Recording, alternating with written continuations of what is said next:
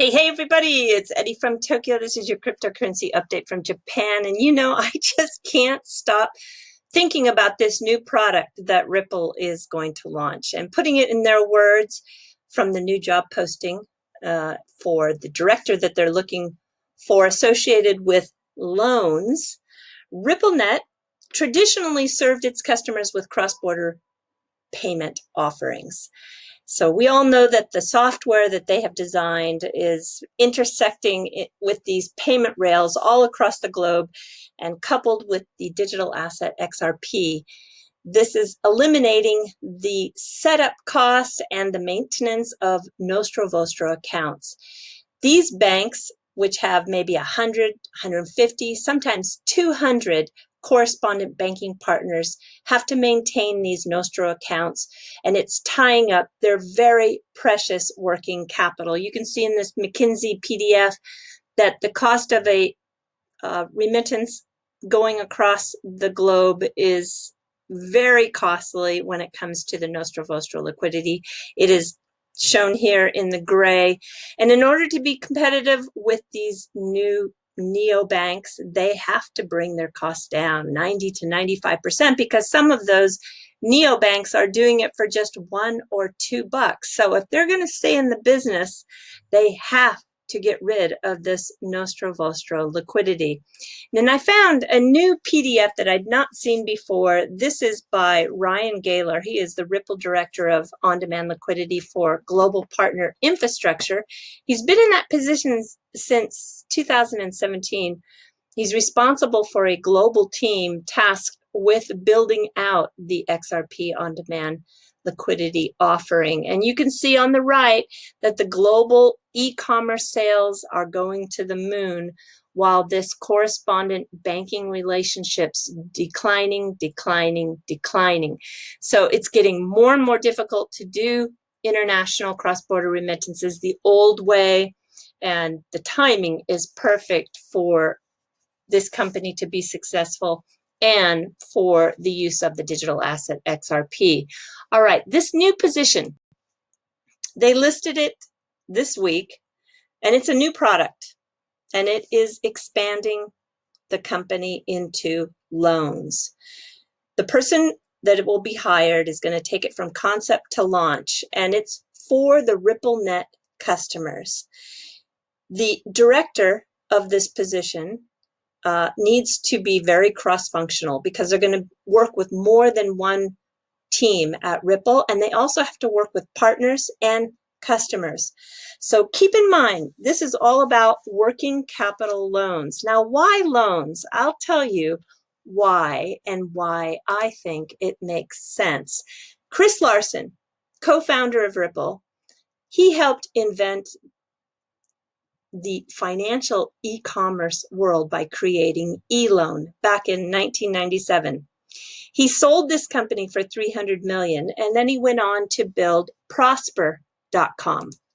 Prosper is a little bit different. It has the idea of creating communities who lend to and borrow from each other. And I think of the RippleNet members, and they very much are a community. This site attracted $750,000 to its loan pool in the very first week of business, which made up 168 loans ranging from as little as $1,000 to $25,000. Okay, so we all remember this is about working capital loans. The predictions that were written in January of this year by Marcus Treacher, who is Ripple's Senior Vice President of Customer Success, I love that title. He states in this article, and I quote, "Blockchain makes loans, payments, and remittances more efficient." So it's key that these three fit together. Like Mr. Kitao of SBI always says, synergy, synergy, synergy. So the loans for cross-border services, oh my gosh, these cross-border loans, the platforms, the business, it's exploding. Here's Blender. It's one of the fastest growing platforms in crowd lending. And then let's take a look at BitBond.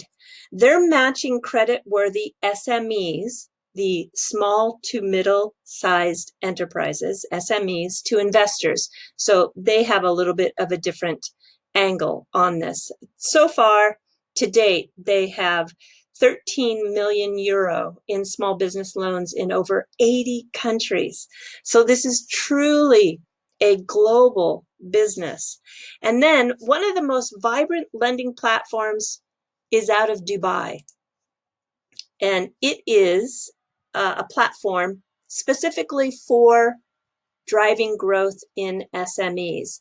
Do you know that in the United Arab Emirates, 95% of all total business is from SMEs, and only 4% have achieved a bank loan.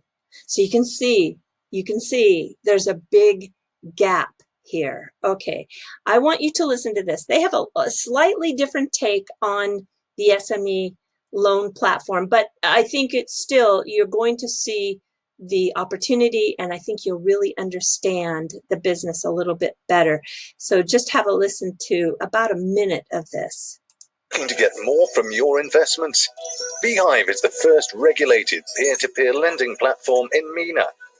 We directly connect businesses looking for finance with investors looking for attractive returns. Here's how it works. A business applies for finance at Beehive with only credit-worthy businesses listed on our online marketplace. Registered investors bid from as little as 100 dirhams at a fixed rate to fund the business finance request. Once fully funded, the business makes monthly repayments to investors. Investing small amounts across many businesses is an easy way to manage risk and diversify your portfolio. For even faster, easier investing, our Diversification Plus tool can automatically place bids according to your personal investment strategy. I think that's enough to show you that it is really an interesting business. And one more, this is Validus. I really wanted to bring home how this space is exploding. This is out of Singapore, and they raised 20 million on May 13th to expand the financing gap that SMEs face to fund their growing business. And they're fully licensed by the Monetary Authority of Singapore. So these are not backdoor lending platforms at all. This is really needed business for these small businesses. Now, is it a coincidence that Emi Yoshikawa published her article today, which talks about these SMEs? And this sentence here is really, I think, the most important sentence in her article, when she talks about the trajectory, couldn't say that one, for the small to medium-sized enterprises. It is to further expand their addressable market. And early adopters of RippleNet enjoy the benefits of growing their business through expanded corridors and additional use cases. So there is definitely more going on here with these additional verticals being built. And about 10 hours ago, Ripple tweeted out their SME market white paper. No, not a coincidence. And in that white paper, it specifically talks about the small businesses with their growth being stunted by the lack of traditional financial services. And according to the World Bank, it says in this article that 70% of SMEs lack access to working capital. So few banks will extend loans to these SMEs. So you can see there is a true need. And this is Money Match. They're a perfect example of a RippleNet customer. Their focus, providing cost-effective global payments for SMEs. So this business, and you're looking at Adrian. Adrian has networked among many small businesses, right, who need to pay their suppliers. What if Adrian could tell his customers that there's a new loan platform that specializes in lending to businesses like they are, the SME, and his customers then can tap into that capital and grow their business, which then in turn makes more payments, larger payments, and secures repeat business.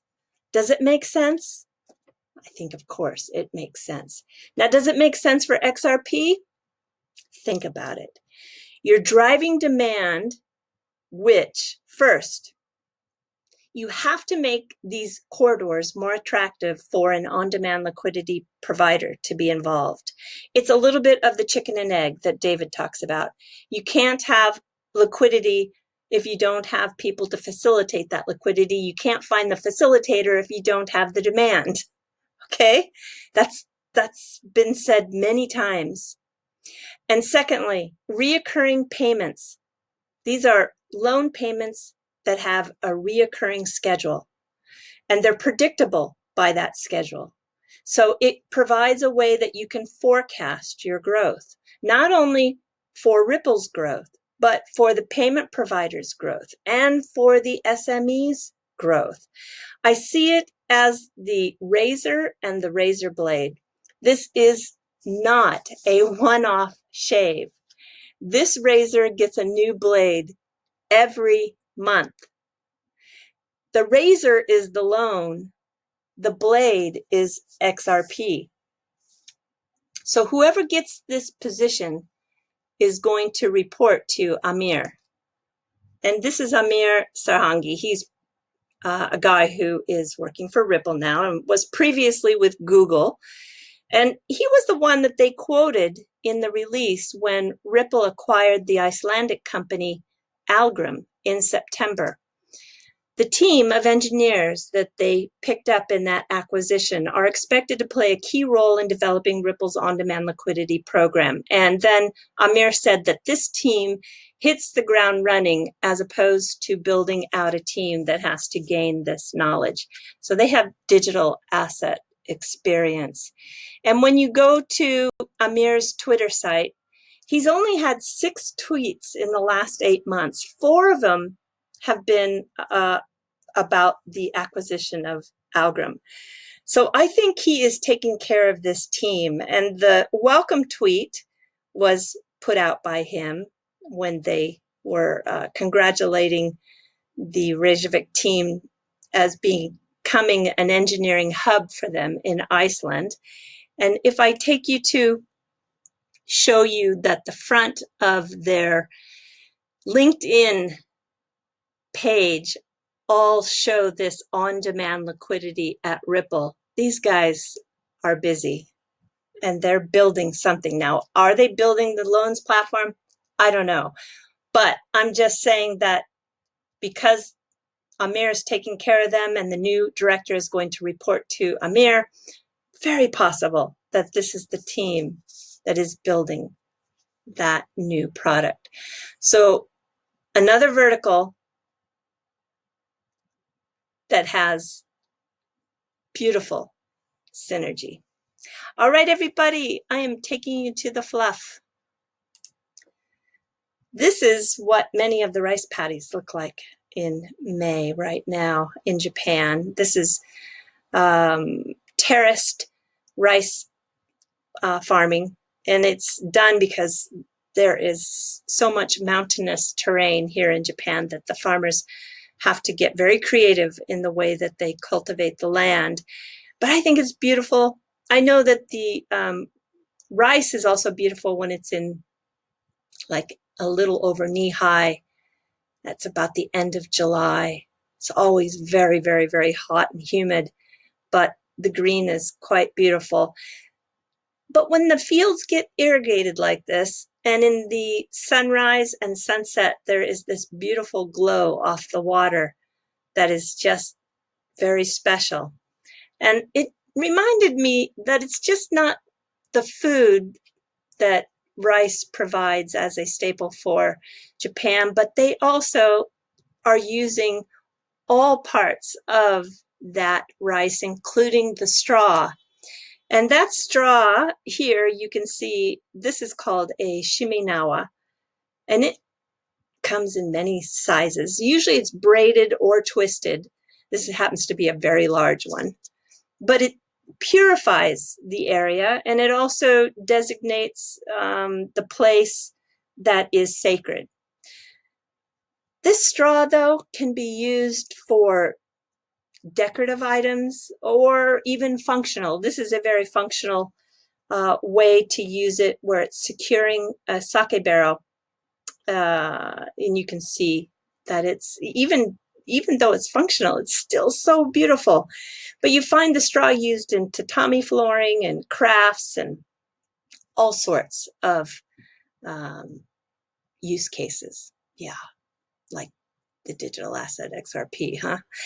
Well, in Niigata, where some of the best rice comes from, they have this kind of matsuri, or festival, after harvest, and these big animals that are built on top of a wood frame are on display. And I think that the average person pretty much maybe stands at the top of the forefinger there. So that's how large they are. They're fun, very fun. They're up through October 31st. And I'm going to put a link to the Twitter page so that you can look at previous years and what they have built, because it's just a lot of fun. All right, everybody, do take care. Sayonara for now. Bye-bye.